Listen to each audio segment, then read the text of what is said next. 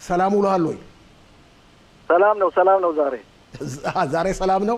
እሺ የምንጀምረው ኮሎኔል መኮንን በመሐመድ ሲንዋር ላይ የተፈጸመው ጥቃትን በማስመልከት ይሆናል። አንተ መናገር እስከምትችለው ድረስ ከኛ በበለጠና በተጨማሪ ብዙ ነገሮችን ታውቃለህ። ያለው ሁኔታ ምን ይመስላል? መሞቱ እስካሁን ድረስ ሙሉ ለሙሉ አልተረጋገጠም። ያው ልክ ናስራ ላይ እንደነበረው መሐመድ ዴፍ ላይ እንደነበረው ከብዙ ቀናት በኋላ ነው መሞቱ የሚረጋገጠው። ግን እዛ ድብደባ ከተፈጸመበት ቦታ ማንም ሰው በህይወት የሚወጣ የለም። ትክክል። አህመድ ሲንዋር ልክ እንደ ወንድሙ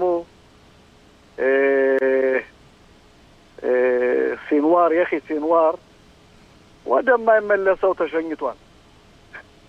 ይህ አንዳንድ ምስሎችም እየወጡ ነው በአዛ ውስጥ። መከላከያ በአሁኑ ሰዓት ይህን ነገር በእርግጠኝነት አልተናገረም። ልክ አንተ እንዳልከው ይወስድባቸዋል ጊዜ። የናስራላም ጊዜ ብዙ ጊዜ ነው የወሰደባቸው። ብዙዎቹም ትልልቅ መሪዎች ሲሞቱ እንደዚህ ነው የሚያደርጉት። ግን እኔ አረጋግጬ መነግርህ ልክ እንደ መሐመድ ዴፍ መሐመድ ሲንዋር ወደማይመለሰው ተሸኝቷል። ዛሬ በአዛ ውስጥ እናቶችና ወላጆች ልጅ ሲወርዱ ሲንዋር የሚል ስም እንዳይወጣ የአዛ ህዝብ ወስኗል። እንግዲህ ከአንድ ቤት ሁለት ነው ከዛም በላይ ነው ከነሱ ቤተሰቦች የተገደሉት አይደል? አዎ። እና ሲንዋር የሚባል ስም በአዛ ውስጥ እንግዲህ አይኖርም ማለት ነው። አዎ አይኖርም። አዎ እውነትን ነው። አዎ። ስለዚህ በአሁኑ ሰዓት እስራኤል በእውነት ለእስራኤል ሀገር ለመከላከያ ኃይል ትልቅ የምስራች ነው። ይህ መሐመድ ሲንዋር አክራሪ በጣም በክፉ መንገድ ህዝቦቹን የሚጎዳ የእስራኤልን ወታደሮች በተለያዩ ጊዜዎች ያገተ፣ ያሰቃየ፣ የገደለ እስራኤል ከአንድ አመት ከ7 ወር በኋላ ሲታደድ ቆይቶ ትላንትና ማታ በኤሮፕ ሆስፒታል በኻን ዩኒስ ውስጥ ከዋሻ እንደተቀመጡ መከላከያ ኃይል መረጃ ስላገኘ ወርቅ የሆነ መረጃ ያው አየር ኃይላችን ያን ቦታ ድባቅ መትቶታል። ከተመታ በኋላም በሚገርም ሁኔታ 2-3 ጊዜ ተኩሰዋል። ምክንያቱም በዛ አካባቢ በዚህ ሆስፒታል በታች በሚገኘው ዋሻ ከ100 በላይ የሚሆኑ የቴሮሪስት ቡድኖች ሲንዋርን አቅፈውት የሚኖሩ ነበሩ። እነሱም እየታደኑ ነው በአሁኑ ሰዓት። ከመግባቴ በፊት እንኳ በአንድ ሰዓት ተኩል እንደዚሁ አየር ኃይላችን በዛ አካባቢ ተኩሷል። እየታደኑ ነው። ይሄ ደግሞ የሲንዋር መሞት እንደሚመስለኝ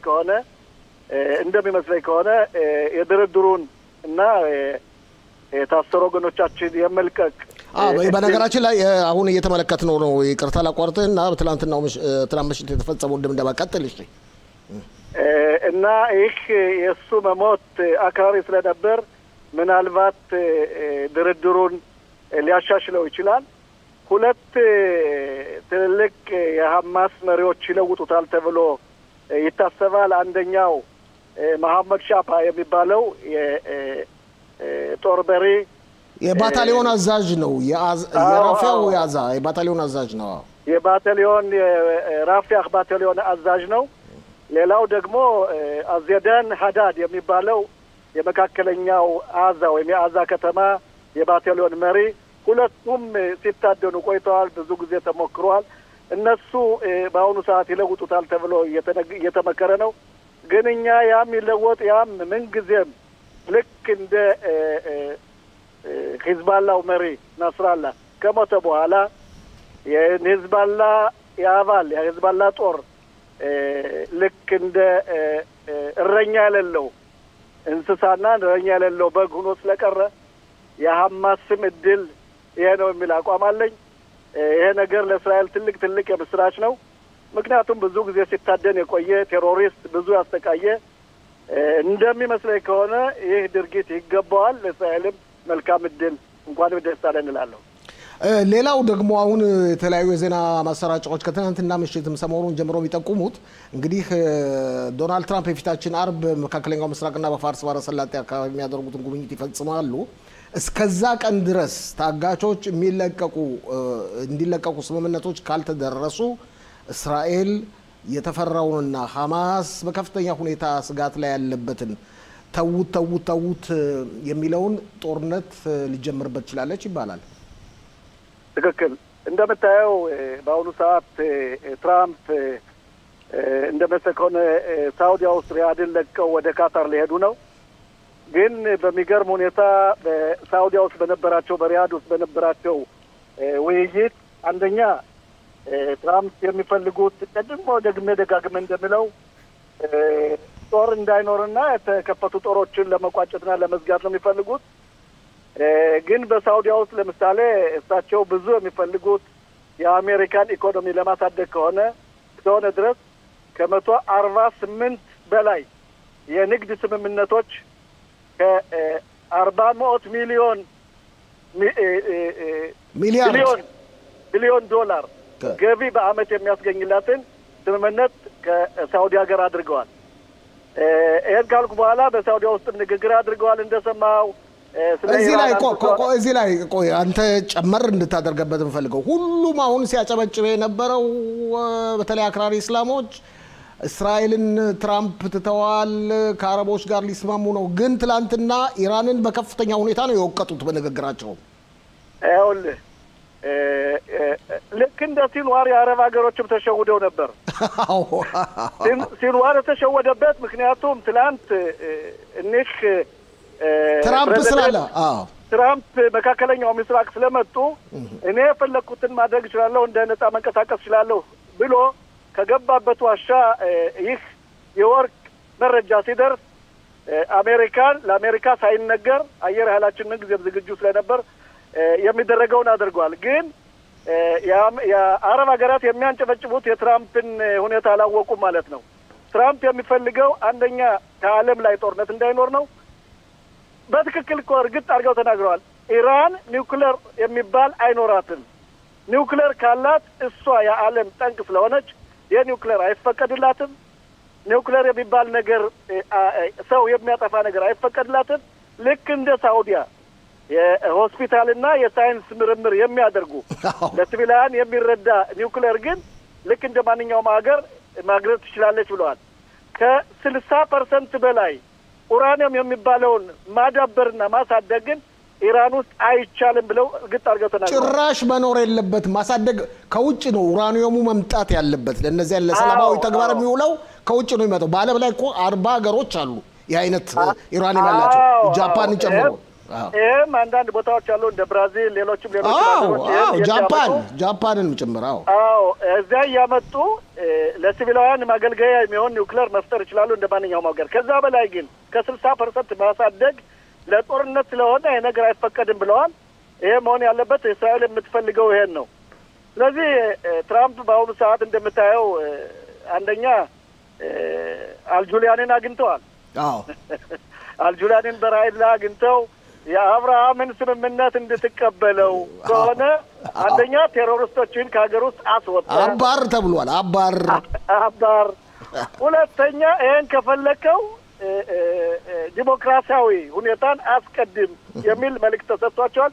አልጁሊያንም ትራምፕን ስለሚፈልጉ አሜሪካን ስለሚፈልጉ የአሜሪካን ገንዘብ ስለሚፈልጉ በዚህ ውስጥ እሳቸው አለ ምክንያት አይደለም። ኢኮኖሚ ማዕቀቡንም አንስተውላቸዋል። 14 ዓመት በአሳድ ዘመን የነበረውን ኢኮኖሚ ማዕቀብ ነው ያነሱለት። ይህም የሚያሳየው ውስጥ ለውስጥ የተደረገ ስምምነት አለ። አልጁሊያኒ እሺ አደርጋለሁ ብሎ ቃል ሳይገባ ይህ ነገር አይሆንም።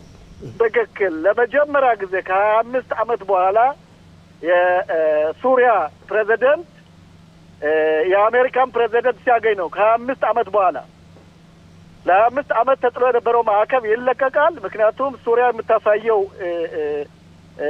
መንገድ ደህና ስለሆነ ከዛም ደግሞ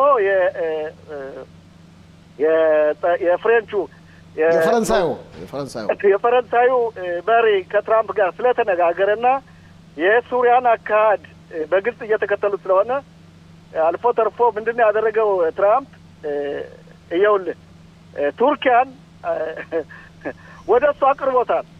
አሁን ትልቅ ወዳጅነት አለ ከራጅዋድ ጋር እኮ እንደሚባለው ከሆነ እዚህ ላይ ውስጥ ለውስጥ ከሰሜን ሶሪያ በስተቀር ቱርኮች ወደ ታች እንዳይወርዱም ተብለዋል ነው የሚባለው። ስምምነት አለ። ትክክል። ስለዚህ በሱሪያ ውስጥ ሰላም ከመጣ በሱሪያ ውስጥ ሰላም እንዲመጣ የእጅ መንሻ ሰጥተውታል። ማዕቀቡ ተነስቷል። ስለዚህ እሳቸው በዚህ ድርጊት እንደሚቀጥሉ አልጠራጠርም። ዙሮ ዙሮ ቴሮሪስትነት እንደማይጠቅም እያየነው ነው። ከማጥፋት በስተቀር ጥቅም የለውም። ልክ እንደ ሊባኖሱ ፕሬዚደንት መሳሪያ ሰበስባለሁ የሚተኩስ አጋልጣለሁ እያሉ እንደሚናገሩት ለአሜሪካም ሆነ ለመካከለኛው ምስራቅ ሀገራቸውን ለማዳበር ነው የሚፈልጉት። ይሄም አስፈላጊ መስሎ ይታየኛል። ስለዚህ የትራምፕ ጉዞ ወደ መካከለኛው ምስራቅ እኛ ፈርተን የነበረው በተለይ የኒውክሌሩ ሁኔታ ነው የኢራኑን ግን ግልጽ አድርገው ስለተናገሩ እስራኤል በዚህ ሰዓት በእውነቱ ደስ የሚል ነገሮች እየቀረቡ መስሎ ይታየኛል። ብዙ ነገሮች ሰሞኑን ተሰርተዋል። ይሄም ደግ ነገር ነው የሚል አቋም ነው ያለኝ። እንግዲህ ወደ አዛው ዘመቻ ስንመለስ ዝግጅቱ እንዴት ነው? ከአዛው በፊት አንድ ስለ ሁቲምና ቀጥል። ዛሬ የመከላከያ ቃል አቀባይ በሆዴዳ በሚባለው የመርከቦች ማረፊያ ላይ ማስጠንቀቂያ ከሰጡ በኋላ ሶስት ወደቦች ሶስት ወደቦች ላይ ማስጠንቀቂያ ከሰጡ በኋላ ልቀቁ ተብለው በዛ አካባቢ አየር ኃይላችን ፈትሾ ተመልሷል። ይህ ድርጊት ይቀጥላል። ምክንያቱም ባለፈው ሳምንት እንዳልኩ ትራምፕ ከሁቲዎች ጋር ስምምነት አድርጌያለሁ ብለው ለእስራኤል ስላሳወቁ ደጋግሜ እንደብለው ይህ ስራ የእኛ ስራ ሊሆን ነው ብዬ ነበር። ይህም እየቀጠለ ነው፣ እያየነው ነው። ስለዚህ ሁቲዎችም በእስራኤል በኩል እየተደበደቡ ነው። እስራኤል አቅም አላት፣ ጉልበት አላት፣ ኃይል አላት፣ ቴክኖሎጂ አላት፣ ችሎታም ስላላት በሁቲም ላይ የምታደርገው ድርጊት ማስጠንቀቂያ ነው። እኔ እችላለሁ፣ የትም እርቀት ወደብ የሚጥለኝ ነገር የለም፣ እኔ ኢራንም ቢሆን በቀላሉ ደርሳለሁ እያለች እየዛተች ነው። ለዛም ነው ትራምፕ ዛሬ ግልጥ አድርገው ቁርጥ አድርገው የተናገሩት። ስለዚህ መስሎ ይታየኛል። ወደ አዛ ስመለስ ግን በአሁኑ ሰዓት አንድ ነው የሚጠበቀው። በካታር ውስጥ ተደራዳሪ ቡድኖች አሉ። የእኛም ልኡካን ያለበት በሞሳዱ መሪ የሚመራ በካታር ውስጥ ዊትኮፍ ያሉበት ሌሎችም ተጨማሪ ካታር ከፈለገች ደጋግሜ እላለሁ፣ ካታር ከፈለገች የታገቱ ወገኖቻችን በአንድ ሳምንት ውስጥ መልቀቅ ይቻላል። በአንድ ሳምንት ውስጥ ግን ካታር 2 ጨዋታ ነው የምትጫወተው። ገብቷል? ግልጽ ነው። ካታር ይሄን ከፈለገች በአሁኑ ሰዓት ሲንዋር ደግሞ ስለተሸኘ ይሄን ነገር ቀላል ያደርገው መስሎ ይታያል። ካልሆነ ግን እንደነገርኩህ የመከላከያ ኃይል በአሁኑ ሰሞን ደግሞ በተለይ በለየት ባለ ሁኔታ 3 ብርጌዶችን ተጠባባቂ ብርጌዶችን ጠርቷል። ቀዩ ለባሹዋችን በሱሪያ የነበረው ወደ ደቡብ አልፏል። መከላከያ ሙሉ ዝግጅት አድርጎ እየተጠባበቀ ነው። ይህ ውይይት ውጤት ካላገኘና የታገቱ ወገኖቻችን ካልተመለሱ መከላከያ ያወጣውን ፕላን ያወጣውን ነድፍ ሙሉ በሙሉ ይተገብራል። ይሄን ካልኩ በኋላ ይሄን ሲተገብር ግን ሰብአዊ እርዳታ የሚባለው እየገባ ነው፣ ይገባልም። ግን የሚያከፍለው አንድ አካል ከውጭ የተወጣጣ ሲሆን በእኛ ወታደሮች እየተፈተሸና በመካሜራም ሆነ እየተረዳ ለተራቡ ሰዎች ይህ ነገር እንዲደርስ አሜሪካም ትፈልጋለች። እስራኤልም ይህን ነገር ተቀብለዋለች። ኮሎኔል መኮንን ተስፋ እንደተለመደው እንደ ሁልጊዜው በጣም ነው ማመሰግንህ ስለሰጠው ትንተና። እኔም በጣም አመሰግናለሁ። ለአንተም ለአድማጮቻችንም ደህና ዋሉልኝ። ደህና ዋል ኮሎኔል መኮንን።